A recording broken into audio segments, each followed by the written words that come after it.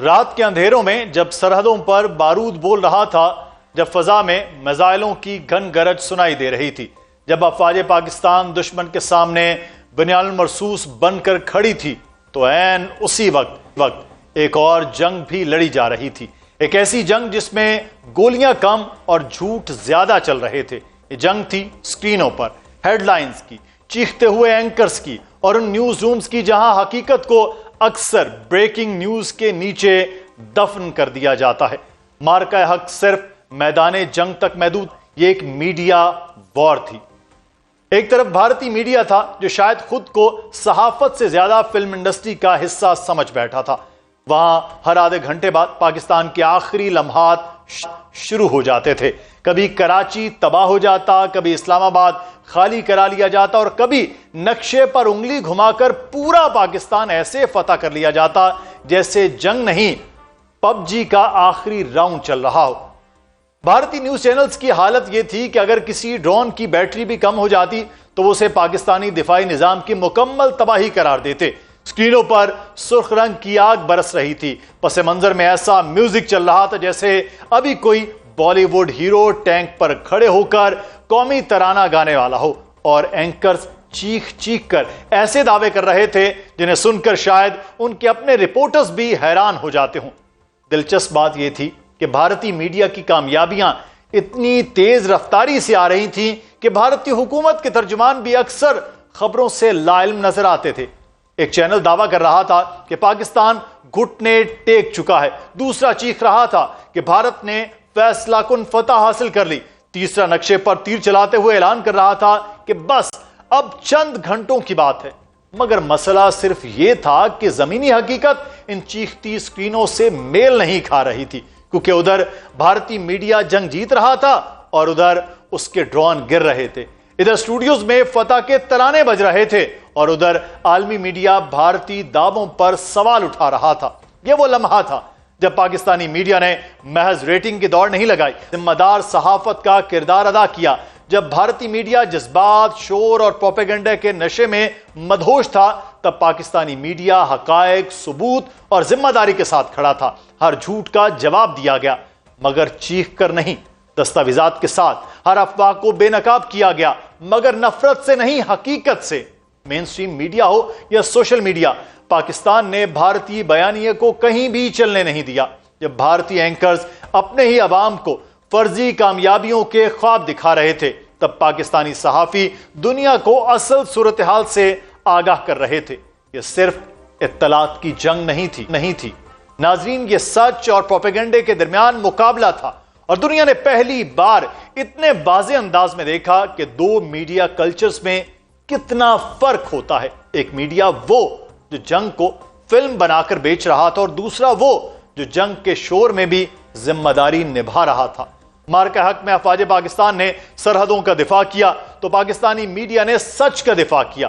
بھارتی میڈیا نے اس دوران صرف خبریں نہیں چلائیں بلکہ خواہشات نشر کی۔ ایسے دعوے کیے گئے کہ اگر انہیں اکٹھا کر کے سکرپٹ بنا دیا جائے تو شاید خود بالی ووڈ بھی کہہ دے کہ بھائی اتنی فینٹسی تو ہم بھی نہیں بناتے۔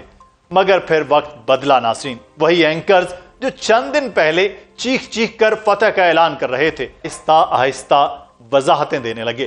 وہی سکرینیں جو جنگی ترانوں سے گونج رہی تھی، اب سوالیہ نشان بنتی جا رہی تھی، اور وہی عوام جنہیں دن رات کامیابیوں کے خواب دکھائے گئے، وہ پوچھنے لگے کہ اگر سب جیت لیا تھا تو پھر اتنی خاموشی کیوں ہے؟ ناظرین، مارکہ حق نے یہ ثابت کر دیا کہ جدید جنگیں صرف بارود سے نہیں جیت جاتی، بیانیے سے بھی جیتی جاتی ہیں، اور بیانیہ صرف اس وقت جیتتا ہے جب اس کی بنیاد شور پر نہیں، سچ پر ہو۔ بھارتی میڈیا چیختا رہا، ہیڈ لائنز چلاتا رہا، فرضی نقشے بناتا رہا، مگر سچ خاموشی سے اپنا راستہ بناتا رہا، کیونکہ آخرکار جھوٹ چاہے جتنا بلند بول لے، اس کی آواز وقتی ہوتی ہے، مگر سچ تاریخ میں دیر تک گونجتا ہے۔ اور اسی سچ پر ہم بات کریں گے۔ ہمارے ساتھ منیب صاحب موجود بھی ہیں، جہاں ہم نے پاکستان کی مسلح افواج کے حوالے سے بات کی، پاکستان کی قوم کے اور پاکستانی حکومت، سب نے مل کر جس طرح سے جنگ لڑی۔ ایک بڑا اہم جو محاذ تھا وہ پاکستان کے میڈیا تھا۔ کل بھی اور آج بھی منیب فاروق صاحب, مجھے وہ رات یاد ہے, آپ مسلسل ہمارے ساتھ لائیو ہم اکٹھے اس وقت پورا پل پل کی رپورٹ کر رہے تھے اور بڑی ذمہ داری کے ساتھ رپورٹ کر رہے تھے. پاک بھارت جنگ کے دوران دونوں ممالک کے درمیان جو اگر ہم میڈیا کا تقابلی جائزہ کریں تو کیا نام دیں گے آپ؟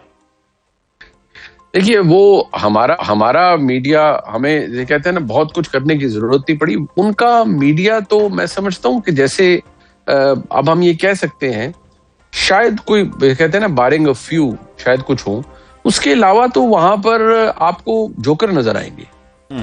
کیا پرانے جنہیں وہ جید صحافی جن کی فالوئنگ ملینز میں ہے, کیا سوائے جھوٹ بیچنے کے, سوائے پروپیگنڈا کرنے کے اور اپنی خفت مٹانے کے وہ کچھ نہیں کر سکے. اور ایک ایسا فیکٹ نہیں کہہ سکے پورے بھارتی میڈیا کے اندر جو دنیا میں کہیں ویلیڈیٹ ہو سکے. یعنی آج بھی وہ جھوٹ یہ بیچ رہے ہیں کہ پتہ نہیں ہم نے 13 جہاز گرا دیے, ہم نے یہ کر دیا, لیکن جو دنیا میں اسٹیبلش فیکٹ ہے وہ جس طرح سے رفیل طیاروں کا گرنا وہ بہت بڑا سیٹ بیک ہے بھارت کے لیے. ان کے مزید ان کو جو نقصان ہوا ان کی ایئر بیسز کو, S-400 کو, اور جس طرح سے ان کو سائبر وارفیئر میں شکست ہوئی, وہ کسی کو منہ دکھانے کے لائق نہیں تھے.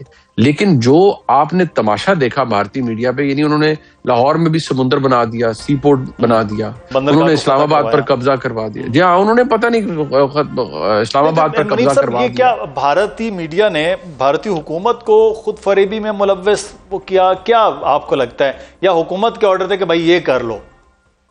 دیکھیے, میں اب یہ کہہ سکتا ہوں مدثر اقبال صاحب کہ مجھے پہلے تو شاید یہ نہیں لگتا تھا, لیکن مجھے اب یہ لگتا ہے کہ جو بھارت کے اندر میں کہوں گا کہ شاید کچھ لوگوں کے علاوہ یہ ایک بڑی متعصب سی قوم ہے, اور پاکستان کے ساتھ ان کا بڑا خصوصی تعصب ہے, بڑا اسپیشل قسم کا.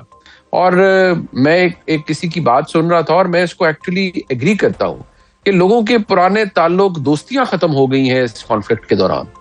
یعنی کہ ان کا جو اندر کا جو زہر اور جو سب کچھ تھا جی, وہ سب کچھ جس طرح سے باہر نکلا ہے. اور جو سو کالڈ جرنلسٹ جن کے اوپر میں کہوں گا کہ پاکستان میں کبھی اگر وہ آئے تو یہاں لٹرلی لوگ ڈرول کرنے لگ پڑتے ہیں کہ وہ برکھا دت آ گئی تو اس سے ملنا ضروری ہے, تو راجدیپ ساردیسائی آ گیا تو اس سے ملنا ضروری ہے.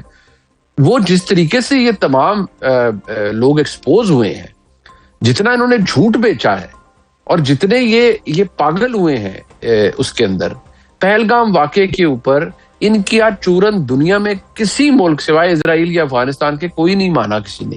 لیکن یہ اس کو دکھانے میں ناکام رہے, اس کو ایکنالج کرنے میں ناکام رہے کہ بھائی تمہارا جو سٹوری ہے وہ تو دنیا میں کہیں بک ہی نہیں رہی. اس جنگ کے اندر بھی جو کچھ تھا یہ اس کو ثابت کرنے میں ناکام رہے, لیکن انہوں نے پھر بھی وہی مکر فریب کیا, جھوٹ بیچا اور 2 نمبری دکھائی.